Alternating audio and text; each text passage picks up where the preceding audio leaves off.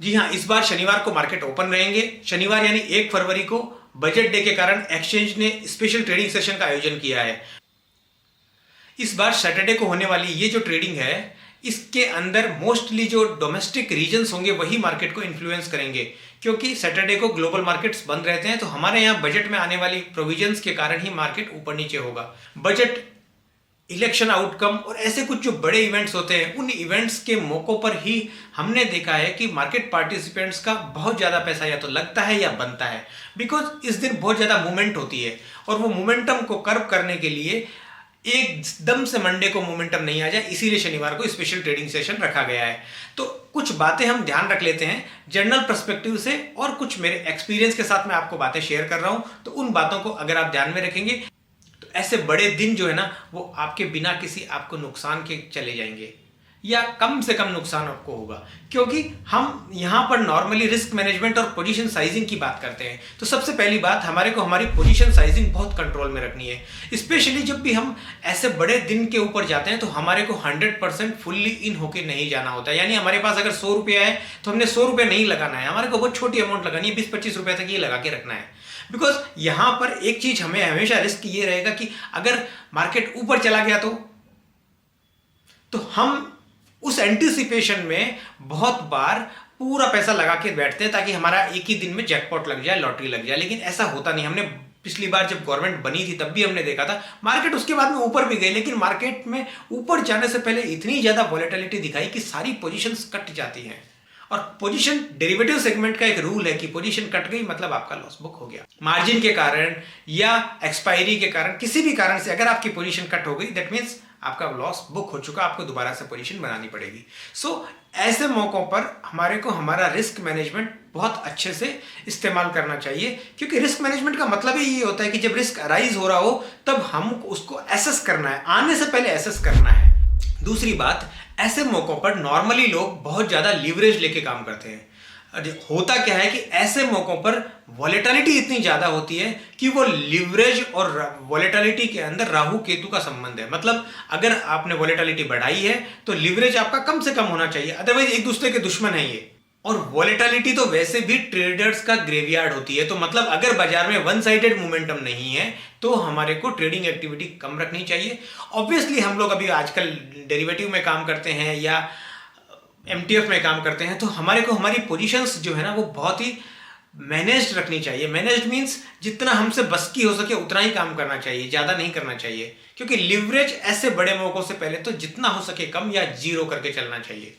तीसरी बात, हमें हेजिंग का इस्तेमाल करना चाहिए। नॉर्मली हम कॉल पुट यानी ऑप्शंस का और डेरिवेटिव्स का इस्तेमाल स्पेकुलेशन के लिए करते हैं। बहुत अच्छी बात भी है, मार्केट में वॉल्यूम भी क्रिएट होता है, मार्केट में डेप्थ भी क्रिएट होती है। लेकिन फिर भी अगर हम देखेंगे कि ऑप्शंस बहुत अच्छे टूल होते हैं। किस बात के लिए? क्योंकि अगर हमारा पोजीशन, सपोज कीजिए कि कैश मार्केट में होल्डिंग की पोजीशन बना रखी है और अगर आप उस पोजीशन को सिक्योर करना चाहते हैं, सेव करना चाहते हैं, हेज करना चाहते हैं, तो आप उस वॉलेटिलिटी की, इंडेक्स की, उसी बीटा की आप पुट ले सकते हैं।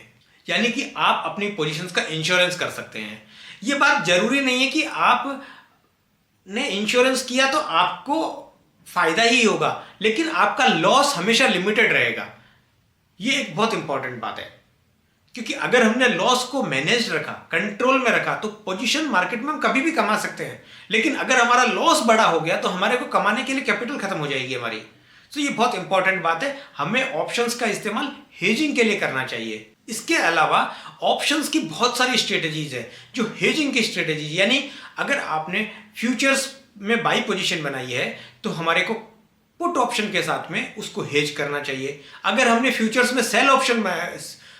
में सेल पोजीशन क्रिएट करी है तो हमें कॉल ऑप्शन के साथ में उस पोजीशन को हेज करना चाहिए। नेकेड कॉल बाइंग करिए तो हमें कॉल सेल करके उस पोजीशन को हेज करना चाहिए। या हमारे को कॉल और पुट दोनों बाई करके स्ट्रेडल या स्ट्रेंगल की जो पोजीशन होती है उनके सहारे हमारे को इस वे में हमारी पोजीशंस को स्ट्रेटेजाइज करना चाहिए कि हम लोग मार्केट की डायरेक्शन से, मार्केट की वॉलेटिलिटी से अफेक्ट ना हो।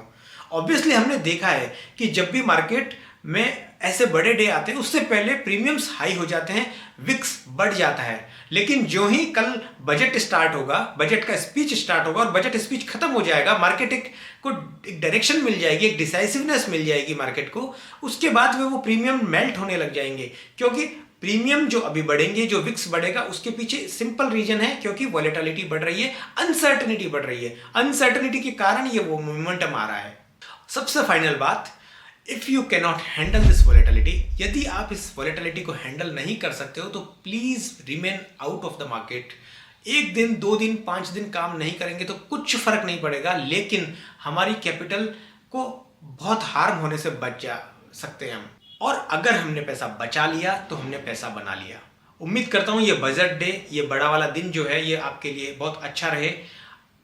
Happy trading. इन बिटवीन अगर आपका कोई भी सवाल है, कोई भी ऑप्शन रिलेटेड या किसी भी प्रकार की आप अगर कुछ पूछना चाहते हैं तो हम उसका जवाब देने की पूरी कोशिश करेंगे। आप कमेंट में लिखिएगा। और अगर ये वीडियो अच्छा लगा आपको कहीं से भी तो आप इसको लाइक कीजिए, अपने दोस्तों के साथ शेयर कीजिए। आप जितना लाइक करते हैं वीडियो को, जितना शेयर करते हैं, उतना हमें एनकरेजमेंट मिलता है और वीडियो बनाने की प्रेरणा मिलती है। Thank you.